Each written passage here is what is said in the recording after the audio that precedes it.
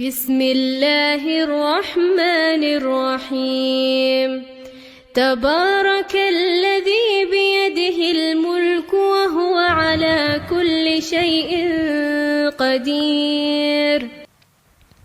إن الحمد لله نحمده ونستعينه ونستغفره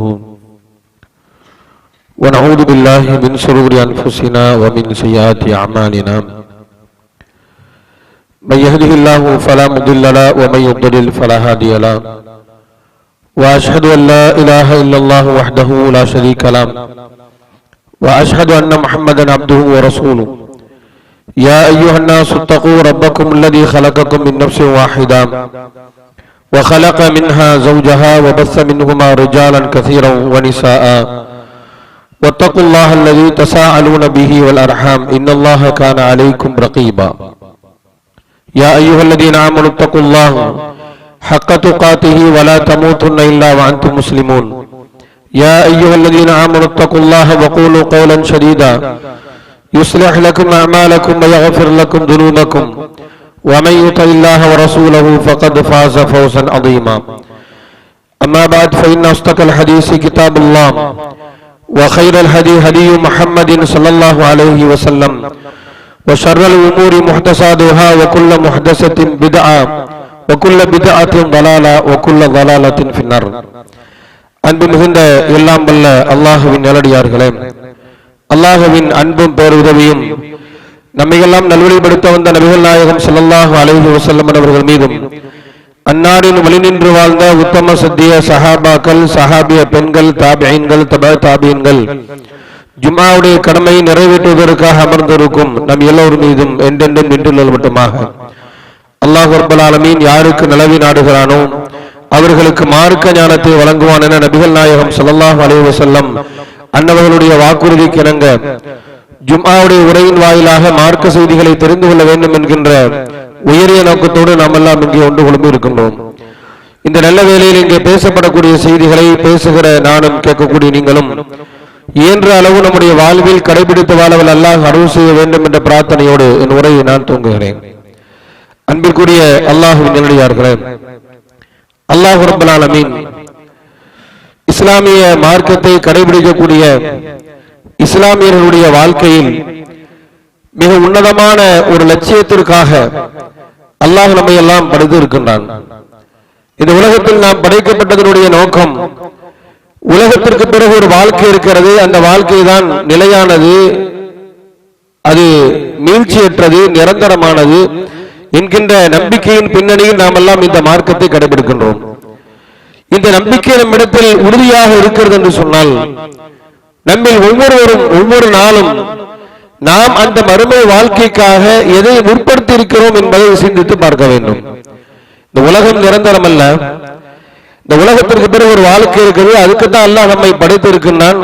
அந்த வாழ்க்கைக்கான தேவைகளை, அதற்கான தேடல்களை தேடிக்கொள்ள வேண்டும் என்பதற்காகத்தான் இந்த உலகத்தை அல்லாஹ் நமக்கு தந்திருக்கின்றான் என்கின்ற நம்பிக்கை யாரிடத்தில் உறுதியாக இருக்கிறதோ இவர் ஒவ்வொரு நாளும் அவருடைய அந்த மறுமை வாழ்க்கைக்கான சேமிப்பு குறித்த சிந்தனையும் அது குறித்த திட்டமிடலும் அவருடைய வாழ்க்கையில இருக்கும். அல்லாஹ் தன்னுடைய திருமறை குர்ஆன்ல இதை ஞாபகப்படுத்தவும் செய்கின்றான். யா அய்யுஹல்லதீன ஆமனு தக்குல்லாஹ், இறைவனை அஞ்சக்கூடியவர்களே, அல்லாஹ்வை நீங்கள் அஞ்ச வேண்டிய விதத்தில் அஞ்சுங்கள். வல் தன்துரு நஃப்சும் மா கத்தமத் லிகதின் வத்தகுல்லாஹ், நீங்கள் நாளைக்கென்று எதை முற்படுத்தியிருக்கிறீர்கள் என்பதை நீங்கள் சிந்தித்து பாருங்கள். அல்லாஹ் சொல்றான், நாளைக்கு நாம என்ன முற்படுத்தி இருக்கின்றோம்? நாளைக்கு முற்படுத்தியது என்று சொன்னால் நம்முடைய சிந்தனைய உலகம் குறித்த ஞாபகம் தான் வரும். நாளைக்கு சொன்னா இன்னைக்கு வெள்ளிக்கிழமை, நாளைக்கு சனிக்கிழமை, சனிக்கிழமை என்றால் நாளைக்கு ஞாயிற்றுக்கிழமை. ஒவ்வொரு நாளும் இந்த உலக வாழ்க்கையில் நாளைக்கு நாம எதை முற்படுத்துகிறோம் என்கின்ற சிந்தனை நம்ம இருக்கிறது. ஆனால் இறைவன் சொல்லக்கூடிய நாளை என்பது எந்த நாளை நாம் திரும்பவும் மீண்டு வர முடியாதோ அப்படிப்பட்ட நாள் குறித்து அல்லாஹ் பேசுகின்றான். வத்தகூ யௌமல் லா தஜ்ஸி நஃப்ஸுன் அன் நஃப்ஸின் ஷைஆ, யாருக்கும் யாரும் உதவ முடியாத நாள், யாரும் யாருக்கும் உதவ முடியாத நாள். அந்த நாளைக்கென்று நீங்கள் எதை முற்படுத்தி இருக்கிறீர்கள் என்று சிந்தித்து பாருங்கள் என்று அல்லாஹ் தன்னுடைய திருமறை குர்ஆனை சொல்லி காட்டுகிறார். அப்படிப்பட்ட தருணத்தில் நாம் இருக்கிறோம். மரணம் என்கின்ற நிகழ்வு நமக்கு வந்துவிட்டால் எதை பற்றியும் சிந்திப்பதற்கும் எந்த ஒரு அமலையும் செய்வதற்கான எந்த அவகாசம் நமக்கு வழங்கப்படாது.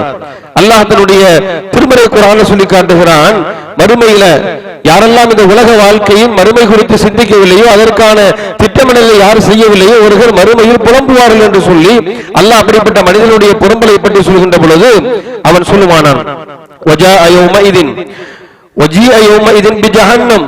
நரகம் அவனுக்கு முன்னால் கொண்டு வந்து நிறுத்தப்படும். இன்சான், அப்பொழுதுதான் அந்த மனிதன் படிப்பினை பெறுவான். பாவிகள் படிப்பினை பெறக்கூடிய இடம் எது தெரியுமா? நரகம். மறுமை என்கின்ற நிகழ்வு வந்த பிறகு இவன் செய்த தீமைக்காக நரகத்தை அவன் கண் முன்னால் கொண்டு வந்து நிறுத்தப்படுகின்ற பொழுதுதான் அவன் படிப்பினை பெறுவான். இது அல்லாஹ் சொல்லி காட்டுகிறான், மறுமையில் நரகம் அவனுக்கு முன்னால் கொண்டு வந்து நிற்கப்படும். இன்சான், அப்பொழுதுதான் இந்த பாவி படிப்பினை பெறுவான். அவன் படிப்பினை எப்பொழுது அவனுக்கு பயன் தரும் என்று சொல்லிவிட்டு அல்லாஹ் சொல்லி காட்டுகிறான். அவன் சொல்வானா, யகூலு யா லைத்தனி, எனக்கு வந்த கை சேதமே, கத்தம் துளி ஹயாத்தி, என் வாழ்க்கைக்காக நான் எதையும் முற்படுத்தாமல் வந்து விட்டனே, இந்த என்னுடைய மறுமை வாழ்க்கைக்காக எதையுமே எந்த ஒரு சேமிப்புமே செய்யாமல் வந்து விட்டேன் என்று சொல்லி பாவிகள் புலம்புவார் என்று சொல்லி அல்லாஹ் தன்னுடைய திருமறை குர்ஆனை சொல்லி காட்டுகிறானே. அப்படிப்பட்ட புலம்பக்கூடியவருடைய நிலையில் நாம் இருந்துவிடக் கூடாது என்று சொன்னால் நமக்கு வழங்கப்பட்டிருக்கக்கூடிய இந்த வாழ்நாள் ரொம்ப ரொம்ப சொற்பமானது, ரொம்ப அற்பமானது. நம்முடைய குழந்தை பருவம் 10 ஆண்டுகளை தள்ளிவிடுவோம். நம்முடைய முதுமை பருவத்தில் 10-20 ஆண்டுகளை நாம் தள்ளிவிட்டோம் என்று சொன்னால் இடைப்பட்ட அந்த ஆரோக்கிய காலம், உடலில் அல்லாஹ் நமக்கு தந்திருக்கக்கூடிய அந்த வலு என்கின்ற அந்த தாக்கத்தான அந்த நிலையில மறுமைக்கான தேவைகளை, அதற்கான தேடல்களை, அதற்கான திட்டமிடலை நாம் செய்யவில்லை என்று சொன்னால் உண்மையில் இறைவன் நம்மை படைத்ததற்கான நோக்கத்தை நாம் சரியாக புரியவில்லை என்று அர்த்தம். இன்னைக்கு பெரும்பாலான மனிதனுடைய சிந்தனை எல்லாம் எது குறித்து இருக்கிறது? உலகம் குறித்துதான் இருக்கிறது. அவனுடைய பிள்ளை, அவனுடைய குடும்பம், அவனுடைய சம்பாத்தியம், இது குறித்துத்தான் ஒவ்வொரு மனிதனுடைய சிந்தனையும் அவனுடைய ஆற்றல்களும் அவனுடைய அறிவும் செயல்பட்டுக் கொண்டே இருக்கிறது. ஒவ்வொரு நாளும் எல்லா மனிதனுடைய செயல்பாடு எடுத்துக்கொள்ளுங்க. தூங்கி விழித்ததிலிருந்து அவன் உறங்க செல்கின்ற வரையிலும் அவனுடைய சிந்தனை, அவனுடைய ஆற்றல், அவனுடைய உழைப்பு, இதெல்லாம் எதை மையப்படுத்தி இருக்கிறது? தன் பிள்ளைகளுக்காக சேமிப்பது, தனக்காக சேமிப்பது, பிள்ளைகளுடைய எதிர்காலத்திற்காக உழைப்பது, இதை மட்டுமே மையப்படுத்தித்தான் நம்முடைய வாழ்க்கை இருக்கிறது என்று சொன்னால் நமக்கும் 5 அறிவு படைத்த ஜீவன் என்று இறைவன் சொல்கிறானே, விலங்குகள், அவைகளுக்கு மத்தியில் வித்தியாசம் இல்லைன்னு போயிடும். ஏன்னா அது வந்து வேலையை செய்யத்தான் செய்கிறது. ஒவ்வொரு விலங்குகளும், பருந்துகளாக இருந்தாலும், பறவைகளாக இருந்தாலும், கால்நடைகளாக இருந்தாலும், எதை எடுத்துக்கொண்டாலும் அவைகளும் உழைக்கிறது. தன்னுடைய வயிற்றுக்காக, தன்னுடைய குட்டிகளை பாதுகாக்க வேண்டும் என்பதற்காக ஒவ்வொரு நாளும் அவைகளும் இறை தேடி செல்கிறது, உழைக்கிறது. அவைகளுக்கும் ஒரு திட்டமிடல் இருக்கிறது. ஆனா அவைகளுக்கும் நமக்கும் உள்ள வித்தியாசம் என்னவென்று சொன்னால், நாம் ஒரு உயர்வான நோக்கத்திற்காக படைக்கப்படுகிறது. வெறுமனே உழைப்பது, சம்பாதிப்பது, பிள்ளை குட்டிகள் பெற்றுக் கொள்வது, இதற்காக மட்டுமே அல்லாஹ் நம்மை படைத்தான் என்று சொன்னால் நமக்கும் விலங்குகளுக்கு எந்த வித்தியாசம் இல்லையே. அல்லாஹ் நம்ம ஒரு உயர்வான உன்னதமான நோக்கத்திற்கு படைத்திருக்கிறார் என்று சொன்னால் அந்த நோக்கத்திற்காக, அந்த லட்சிய வாழ்க்கைக்காக நாம என்ன சேமித்திருக்கின்றோம்? அதான் தொழுக வரம்ல 5 நேரம். அந்த சிந்தனை இல்லாம நாங்க ஏன் தொழுகிறோம்? ஜும்மாவுக்கு வந்திருக்கிறோம். 5 நேரம் பாங்க சொன்னா பள்ளிவாசல வந்து தொழுகிறோம். ஏன்றதே நம்ம அல்லாஹ்வுடைய பாதையில தர்மம் செய்யறோம். இதெல்லாம் மறுமைக்காக நம்ம செய்யக்கூடிய தியாகம் தானே என்று நாம் நினைக்கலாம். இது போதாது. நாம தொழக்கூடிய இந்த தொழுகையும், இந்த ஜும்மாவுடைய வாரத்துல ஒரு நாளுடைய தொழுகையும், இயன்றது நம்ம அல்லாஹ்வுடைய பாதையில தர்மம் செய்வதும் மறுமையினுடைய வெற்றிக்கு இது உதவுமா என்று பார்த்தால் மறுமை வெற்றி ஒரு பக்கம் வைங்க. மறுமையினுடைய வெற்றி என்பது யாருடைய அமலை கொண்டுமல்ல, அல்லாஹ்வுடைய தூதர் சொன்னாங்க, யாருடைய அமலும் அவருடைய சொர்க்கத்திற்கு காரணம் இல்லை, அல்லாஹ்வுடைய தூதருடைய அமலும் தான். சஹாபாக்கள் உலகத்தை யாரும் சொல்லலாம், எங்களை எல்லாம் விட அதிகமாக நீங்க அல்லாஹ்வை வழிபடுகிறீர்களே, உங்களுடைய வணக்கமும் உங்களுடைய சொர்க்கத்திற்கு காரணம் இல்லையா என்று கேட்ட பொழுது நபிகள் நாயகம் ஸல்லல்லாஹு அலைஹி வஸல்லம் சொல்றாங்க, என்னுடைய அமலும் என்னுடைய சொர்க்கத்திற்கு காரணம் இல்லை, இல்லா யதகம்மதனி ரப்பி பிரஹ்மதி, அல்லாஹ் தன்னுடைய அருளால் என்னை சூழ்ந்து கொண்டாலே தவிர, அல்லாஹ்வுடைய அருள் இல்லைன்னு சொன்னா யாரும் சொர்க்கம் செல்ல முடியாது. அப்படியானால் நம்முடைய இந்த தொழுகை நமக்கு சொர்க்கத்துக்கு பெற்று தருமா? வாரத்துல ஒரு நாள் தொழக்கூடிய ஜும்மா, 5 நேர தொழுகை, ஏண்டவே நம்ம செய்யக்கூடிய தர்மம், இதுவெல்லாம் அல்லாஹ் நமக்கு செய்திருக்கக்கூடிய நியாமத்துகளோடு ஒப்பிட்டு பார்த்தால் நம்ம ஒப்பிடவே முடியாது. இறைவன் நமக்கு செய்திருக்கக்கூடிய அருள் கூட இருக்கிற நியாமத்துகள் உடல் ரீதியாக நியாமத்துன்னு நம்ம சொன்னாலும் நம்முடைய சிந்தனைக்கு வருது பொருளாதாரம், நம்முடைய சிந்தனைக்கு வருவது பதவி, உலகத்தினுடைய மோகங்கள், சுகபோக வாழ்க்கைகள், இதான் நம்முடைய சிந்தனைக்கு வரும். அல்லாஹ்வுடைய நியாமத்துனா முதல்ல நம்முடைய உடல் ரீதியாக அல்லாஹ் நமக்கு தந்திருக்கக்கூடிய நியாமத்து இருக்கிறது. ஒஃபி அன்ஃபுசிக்கும் அஃபலா துபஸிரூன், உங்களிலேயே நான் ஏராளமான அத்தாட்சிகளை வைத்திருக்கிறேன் நம்முடைய உடல்ல, அதை நீங்க பாருங்க. அதுக்கு நீங்க நன்றி செலுத்தினால், காலமெல்லாம் நன்றி செலுத்தினாலும் இறைவன் நமக்கு கண் என்கின்ற நியாமத்தை தந்ததுக்கு ஈடாகாது. இப்படி ஒவ்வொரு உறுப்புகளை பாருங்க, நம்முடைய தொழுகாதெல்லாம் ஈடாகுமா? அப்ப ஒரு உன்னதமான நோக்கத்திற்காக அல்லாஹ் நம்மை படைத்திருக்கிறான். படைக்கப்பட்டதின் நோக்கம் மறுமைக்கான தேடல். மறுமைக்கான தேடல் நமக்கு என்ன இருக்குது? உதாரணத்தை சொல்வதாக இருந்தால், நாம ஒரு அலுவலகத்தில் வேலை செய்யறோம். அந்த அலுவலகத்தில் ஒரு 8 மணி நேரம் 10 மணி நேரம் வேலை அப்படின்னு சொன்னா, அந்த 8 மணி நேரம் 10 மணி நேரத்துக்கு இடையிடையே நம்முடைய தேவைகளுக்காக சில நேரத்தை ஒதுக்குவாங்க.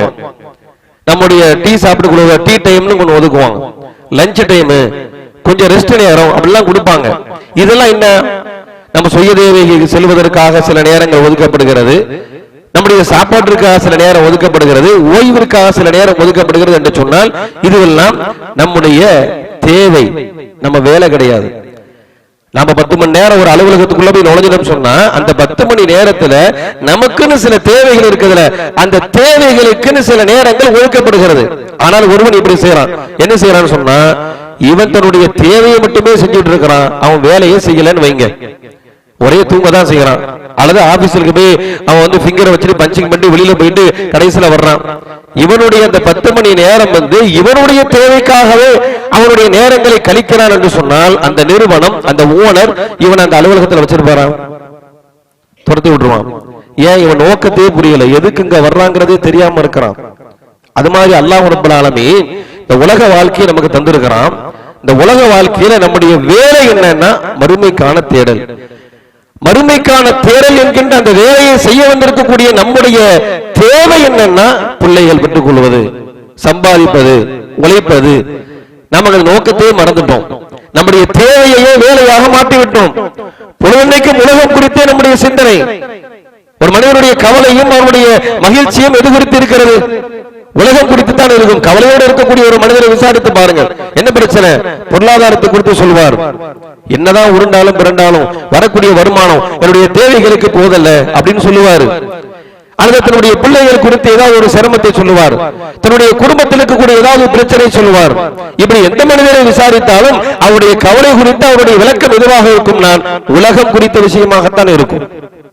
மகிழ்ச்சியா இருக்கக்கூடிய இடத்தை விசாரித்து பார்த்தாலும் அந்த மகிழ்ச்சியின் பின்னணி உலகமாகத்தான் இருக்கும்.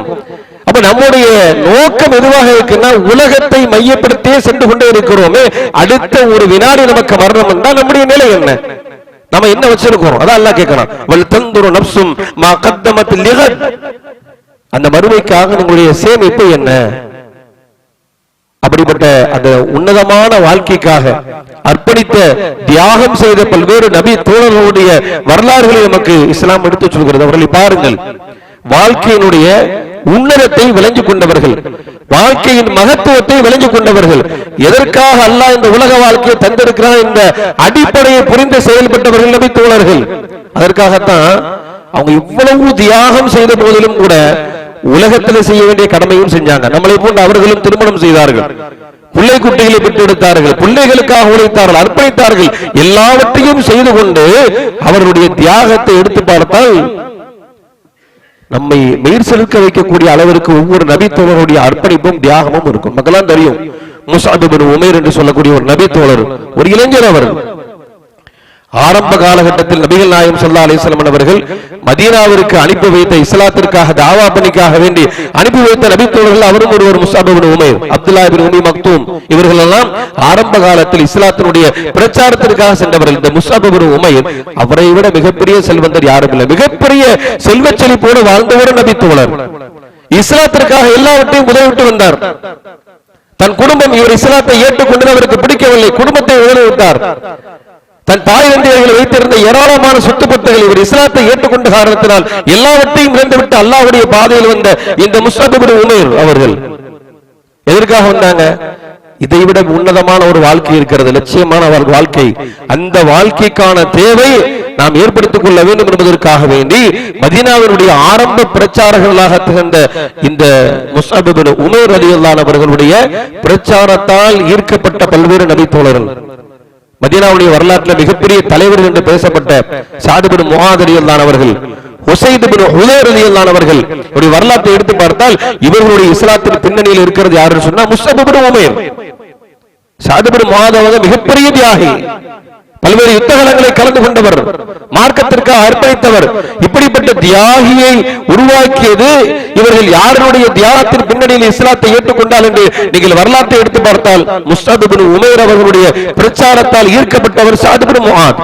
உஸைத் இப்னு ஹுதைர் குர்ஆனை ரொம்ப சரளமா ஓதக்கூடிய ஒரு நபி தோழர். அவங்க உஸைத் இப்னு ஹுதைர் அவங்க ஒரு நாள் குர்ஆனை ஓதிட்டு இருக்காங்க. குர்ஆன் ஓதி கொண்டிருக்கின்ற பொழுது அவர் அருகில் நின்று அவர் கட்டி வைத்திருந்த அவருடைய குதிரை அப்படி மிரளுகிறது. இவங்க குர்ஆன் ஓதுறது நிப்பாட்டுறாங்க, அது நிக்குது.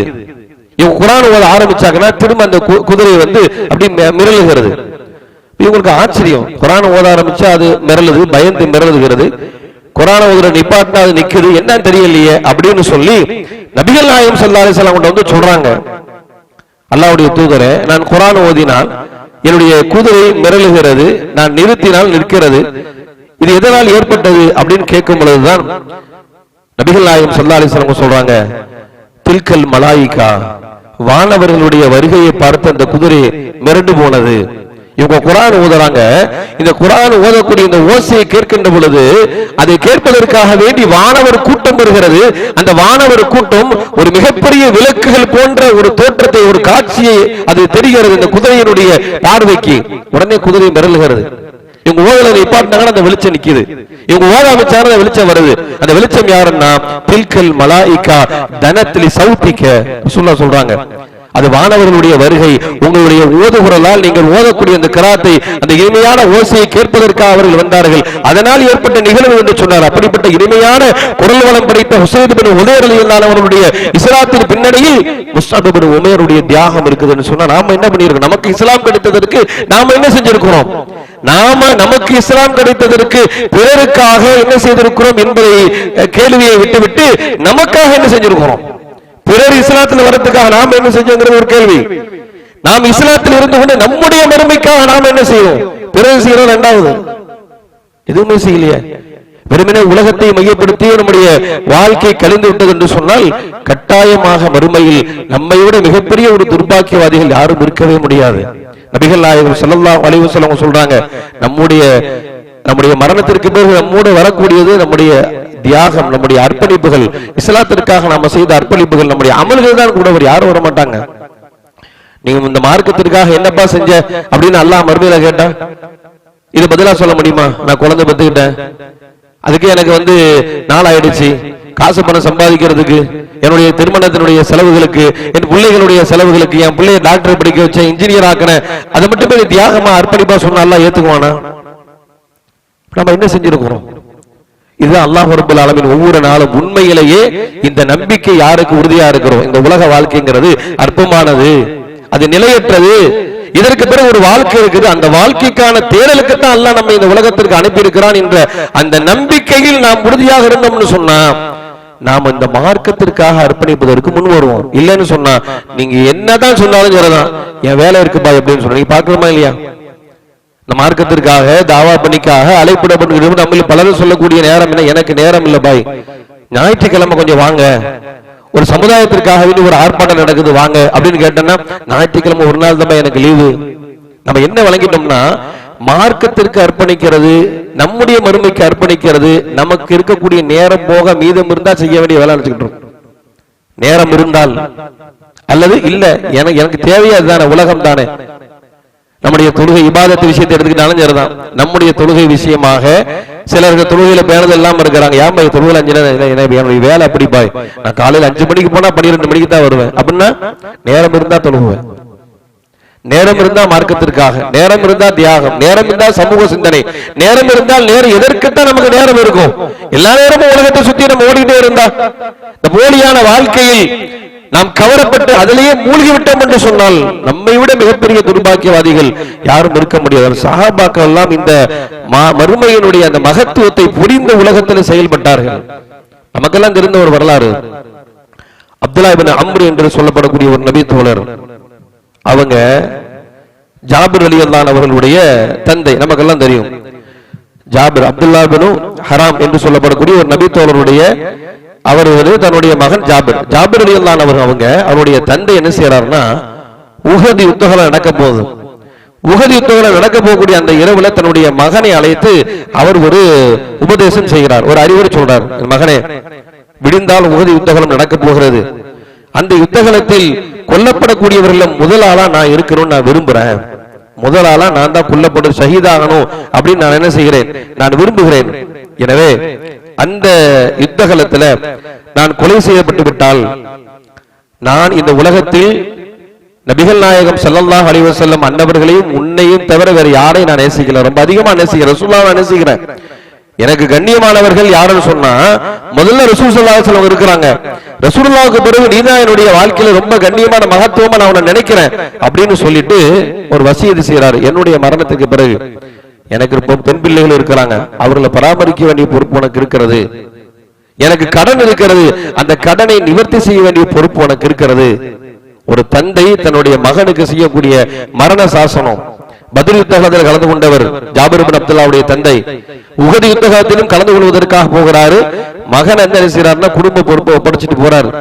அது மாதிரியே ஜாபிர் இப்னு அப்துல்லா ரலியல்லாஹுடைய தந்தை உஹதுல கொலை செய்யப்படுகிறார். எதிரிகளால் மிகப்பெரிய அளவுல உடல் வந்து சிதைக்கப்பட்ட நிலையில நபிகள் நாயகம் ஸல்லல்லாஹு அலைஹி வஸல்லம் அவங்க இந்த நபி தோழரை தடுக்கிறாங்க. ஜாபிர் இப்னு அப்துல்லா அவங்க தன்னுடைய தந்தை கொலை செய்யப்பட்டு ஷஹீதாக கிடக்கக்கூடிய தந்தையை பார்ப்பதற்காக செல்கின்ற பொழுது ரசூலுல்லாஹ் தடுக்கிறாங்க, நீங்க பார்க்க வேண்டாம்ன்றாங்க. அந்த அளவிற்கு மிக கொடூரமான முறையில வந்து உடல்கள் சிதைக்கப்பட்ட நிலையில தன்னுடைய தந்தை மரணித்து செல்கிறார். அந்த தந்தை தன்னுடைய மகனாக இருக்கக்கூடிய ஜாபிர் அவங்களுக்கு சொன்ன அந்த வசியத்தை எந்த அளவுக்கு நிறைவேற்றாங்க பாருங்க. இன்னைக்கு பார்க்கிறோம், சிறிய வயதுல தந்தை இறந்துடுவாங்க. தன்னுடைய மூத்த பிள்ளை தான் குடும்பத்துக்கு பொறுப்பாக பிள்ளைகளை பார்க்க வேண்டிய, பிள்ளைகளுக்காக வந்து உழைக்க வேண்டிய, தாயை பார்க்க வேண்டிய எல்லா பொறுப்பும் இருக்கும். அப்படி சில குடும்பங்கள்ல இன்னைக்கு இருக்கத்தான் செய்கிறது. ஆனா இந்த நபி தோழரை பாருங்க, இந்த நபி தோழர் தன்னுடைய தன்னுடைய பெண் பிள்ளைகள், தன்னுடைய தங்கைகளை வந்து பாதுகாக்கணுங்கிறதுக்காக வேண்டி ஒரு விதவையை திருமணம் செய்து கொண்ட இந்த நபி தோழர் தன்னுடைய தந்தையுடைய கடனை அடைப்பதற்காக மிகப்பெரிய அளவுல சிரமப்படுறாங்க, கஷ்டப்படுறாங்க. எந்த அளவுக்கு கடன் காலங்களுடைய நெருக்கடி ரொம்ப கடுமையா இருக்குது. ரசூலுல்லாஹ் வந்து சொல்றாங்க, அல்லாஹ்வுடைய தூதரே, என்னுடைய தந்தை எனக்கு வசியத் செஞ்சுட்டு போனது உங்களுக்கு எல்லாம் தெரியும். நிறைய கடன் வாங்கியிருக்கேன், அந்த கடனை என்னால கொடுக்க முடியல, இருக்கக்கூடிய பொருளாதாரமும் குறைவாக இருக்கிறது. ஒன்று, என்னுடைய கடனை தள்ளுபடி செய்யும்படி அவங்கள்ட்ட சொல்லுங்க, அல்லது கொஞ்சம் அவகாசம் கேளுங்க. ரசூலுல்லாஹ் இவருக்காக பரிந்து பேசுறாரு. அவருடைய தந்தை யார்ட்டெல்லாம் கடன் வாங்கிதான் அவரெல்லாம் கூப்பிட்டு ரசூலுல்லாஹ் பரிந்து பேசுறாங்க, கொஞ்சம் அவகாசம் கொடுங்க. அவகாசம் கொடுக்க யாரும் தயாரா இல்ல. நபிகள் நாயகம் ஸல்லல்லாஹு அலைஹி வஸல்லம் அவங்க ஒரு நாள் இவருடைய தோட்டத்துக்கு செல்கிறார். ஜாபிர் இப்னு அப்துல்லா ரலியல்லாஹுடைய தோட்டத்திற்கு சென்று அவர்கிட்ட இருந்த அந்த பேரித்தம்பழங்களை எல்லாம் ஒன்று கூட்டி ரசூலுல்லாஹ் அல்லாஹ்ட்ட துஆ செய்றாங்க. அதுல பரக்கத்து செய்யணும்னு துஆ செய்றாங்க. அந்த அருள் வளத்தால் நபிகளாருடைய அந்த பிரார்த்தனையினுடைய அந்த பயனால் அந்த பேரித்தம்பழத்தை யார் யாருக்கெல்லாம் இவர் கடன் கொடுக்கணும் எல்லாத்தையும் கொடுத்து கடன் அடைச்சாங்கிறத பார்க்கிறோம். அந்த அளவிற்கு தன்னுடைய தந்தைக்காக வேண்டி இந்த உலகத்துல கஷ்டப்பட்டவர், தன்னுடைய தங்கைகளுக்காக உலகத்துல தியாகம் செய்தவர், உழைத்தவர். அதே நிலையில் நம்மள மாதிரி இருந்தாங்களா? இன்னைக்கு இந்த நிலையில நம்ம யாரா இருந்தா நீங்க பள்ளிவாசல் பக்கமே வரமாட்டோம், மார்க்க சிந்தனையே இருக்காது. முழுக்க முழுக்க உழைப்பு, தியாகம். அது தியாகம் அதில் மாட்டுக்கிறது இல்லை. ஆனா அது மட்டுமே நம்ம வேலை இல்லை. இந்த நபித்தோடு இருக்கிறாங்க ஜாபிர் இப்னு அப்துல்லா ரலியல்லாஹு அவர்கள், இவங்க அவருடைய தந்தையினுடைய மரணத்திற்கு பிறகு சட்டையேறக்கூடிய 19 யுத்தகலத்தில் கலந்து கொண்டவர். பத்ர் உஹதை தவிர்த்து, பத்ரையும் உஹதையும் தவிர்த்தன்னா 17 யுத்தகலம். 17 யுத்தகலத்துல கலந்து கொண்ட இந்த ஜாபிர் இப்னு அப்துல்லா அவங்க எப்படிப்பட்ட சூழல்ல 9 பிள்ளைகள் இருக்கிறது, பெண் பிள்ளைகள். அந்த பெண் பிள்ளைகளை பராமரிக்க வேண்டிய பொறுப்பு இவருக்கு இருக்கிறது. தந்தை விட்டு சென்ற கடனை அடைக்க வேண்டிய பொறுப்பு இருக்கிறது. இவர்களுடைய ஒவ்வொரு நாள் அன்றாட வாழ்வாதார தேடலை தேட வேண்டிய கடமை இவருக்கு. எல்லா கடமைகளையும் செய்துவிட்டு 19 யுத்தகலத்தில் கலந்து கொண்ட இந்த நபி தோழர் சட்டேறக்கூடிய 1540 நபிமொழிகளே அறிவித்திருக்கிறார். ஏன்? உலக வாழ்க்கை நம்ம அருமைக்காக. வெறுமனே சாப்பிடுறது, பிள்ளைகளை, இது மட்டும் உலக வாழ்க்கைக்கு. இதுக்கு பிறகு ஒரு வாழ்க்கை இருக்கிறதுங்கிற அந்த மறுமை வாழ்க்கைக்காக மிகப்பெரிய அர்ப்பணிப்பும் தியாகமும் செய்தார்களே, அந்த மாதிரியான சிந்தனை உணர்வுலாம் இன்னைக்கு நமக்கு இருக்கிறா? நாம வெறுமனே காசு இருந்தா பணம் இருந்தா போதுங்கிற அந்த அடிப்படையில் நம்முடைய வாழ்க்கை சென்று கொண்டிருக்கு சொன்னால், இந்த போலியான இந்த வாழ்க்கை என்பது உலகத்திலும் நம்மை சருக செய்வது மாத்திரமல்லாமல் மறுமையில அல்லாஹ்விடத்தில் நஷ்டவாளியாக நம்மை நிறுத்தும். அல்லாஹ் குர்ஆன்ல தான் பல்வேறு இடங்களில் எச்சரிக்கை, இன்ன துன்யா ஹுல்வத்துன் வ ஹுதுரா, இந்த உலக வாழ்க்கை இருக்கிறத அது பசுமையானது, இனிமையானது, அது உங்களை ஏமாற்றி விட லா யுகர்ரன்னக மல் ஹயாத்தத் துன்யா, உலக வாழ்க்கை உங்களை ஏமாற்றி விட வேண்டாம். அல்லாஹ் விஷயத்தில் ஏமாற்றக்கூடியவனும் உங்களை ஏமாற்றி விட வேண்டாம். குர்ஆன் அல்லாஹ் எச்சரிக்கை செய்யறான். ஷைத்தான் உங்களை ஏமாத்தின உலக மாயத்திலேயே மூழ்கி திளைக்கக்கூடிய நம்மை திருமறை குர்ஆன் பல்வேறு இடங்களில் எச்சரிக்கை செய்தது என்று சொன்னால், மறுமைக்காக நாம் அர்ப்பணிக்கிறோம். நாம என்ன செய்ய, இபாதத்தில் நாம் என்ன செஞ்சிருக்கிறோம், தொழுகையில நாம எப்படி இருக்கிறோம், தான தர்மங்கள் செய்வதில் நாம எப்படி இருக்கிறோம், நமக்கு கிடைத்த இந்த இஸ்லாம் பிறருக்கு கிடைப்பதற்காக நாம் என்ன செஞ்சிருக்கிறோம், இதை பற்றி நாம் என்றைக்காவது யோசிச்சிருக்கிறோமா? இப்படிப்பட்ட சிந்தனைகளும் இப்படிப்பட்ட மனப்பான்மையும் இல்லாமல் இந்த உலகத்திலே நாம் வாழ்ந்தோம் என்று சொன்னால், உண்மையிலேயே மறுமை என்கின்ற அந்த வாழ்க்கையில் நாம் எல்லாம் ஏமாந்து விடுவோம் என்று திருமறை குர்ஆன் நமக்கு எச்சரிக்கை செய்கிறது. எனவே இந்த எச்சரிக்கை உணர்வுகளை உள்வாங்கியவர்களாக மறுமை என்கின்ற மகத்தான வாழ்க்கைக்கு எப்படி அந்த நபி தோழர்கள் தியாகம் செய்தார்களோ, சஹாபாக்கள் தியாகம் செய்தார்களோ, அல்லாஹ்வுடைய தூதர் நபிகள் நாயகம் ஸல்லல்லாஹு அலைஹி வஸல்லம் அவர்கள் அல்லாஹும்ம லா ஐஷ இல்லா ஐஷல் ஆখিরা, சஹாபாக்கள் சொன்னாங்க. ஹந்தக் போர்க்காலத்தில், அகல் போர்க்காலத்தில், கடுமையான குளிர் நேரத்தில் இஸ்லாத்தையும் இஸ்லாமியர்களையும் பாதுகாப்பதற்காக வேண்டி நபி தோழர்கள் அகல் தோண்டி கொண்டிருக்கக்கூடிய அந்த காட்சியை பார்த்து நபிகள் நாயகம் ஸல்லல்லாஹு அலைஹி வஸல்லம் அவர்கள் அல்லாஹ்விடம் துஆ செய்றாங்க. அல்லாஹ் மக்ஃபிரில் முஹாஜிரின் வல் அன்சார், அன்சாரிகளின் முஹாஜிரின் இறைவா நீ மன்னித்துடுவாயாக, இஸ்லாத்திற்காக அர்ப்பணிக்கின்றார்கள், இந்த மார்க்கத்திற்காக அர்ப்பணிக்கின்றார்கள் என்று நபிகளார் கையேந்துகின்ற பொழுது அதை கேட்டு அந்த நபி தோழர்கள் சொன்ன வார்த்தை என்ன தெரியுமா? அல்லாஹும்ம லா ஐஷ இல்லா ஐஷல் ஆখিরা, வாழ்க்கை என்ன, மறுமை வாழ்க்கை, அதற்காகத்தான் இந்த உலகத்தை நாங்கள் அர்ப்பணிக்கிறோம் என்று சொன்னார்களே. அப்படிப்பட்ட அர்ப்பணிப்பு உணர்வோடு, தியாக உணர்வோடு இந்த உலகத்தில் நம்முடைய கடமைகளையும் செய்து கொண்டு மார்க்கத்திற்காகவும் அர்ப்பணிக்காத அல்லாஹ் குர்ஆன் சொல்லி காட்டுகிறான். அல்லாஹ் உமக்கு எதையெல்லாம் இந்த உலகத்தை தந்தானோ அப்படிப்பட்ட எல்லாவற்றையும் கொண்டு மறுமையை தேர், உன்னுடைய பொருளாதாரத்தை கொண்டு மறுமையை தேர், உன்னுடைய பிள்ளைகளை கொண்டு மறுமையை தேர், உன்னுடைய செல்வத்தை கொண்டு மறுமையை தேடு. உலகத்தில் அல்லாஹ் உனக்கு எதையெல்லாம் தந்தானோ அப்படிப்பட்ட அனைத்தையும் கொண்டு மறுமையை தேடு. வலா தன்ஸ நஸீபக மின துன்யா, அதே நேரத்தில் துன்யாவில் உன்னுடைய கடமையை நீ மறந்து விடாதே என்று காரூன் என்கின்ற கொடியவனுக்கு இறைவன் சொன்ன அந்த வார்த்தை உலகத்தில் உள்ள எல்லா இஸ்லாமியர்களுக்கும் அல்லாஹ் உலகத்தில் நமக்கு என்னெல்லாம் தந்திருக்கிறானோ இதையெல்லாம் மறுமைக்காகத்தான் தந்திருக்கிறான் என்கின்ற அந்த மறுமை சிந்தனையோடு, அந்த உணர்வோடு இந்த உலகத்தில் வாழ்ந்து மரணிக்க வேண்டும். அப்படிப்பட்ட நன்மக்களாக உள்ள இறைவன் உங்களையும் என்னையும் ஆக்கி அருள் புரிவானாக. வ ஆகிரு தஅவானா அனில் ஹம்துலில்லாஹி ரப்பில் ஆலமீன்.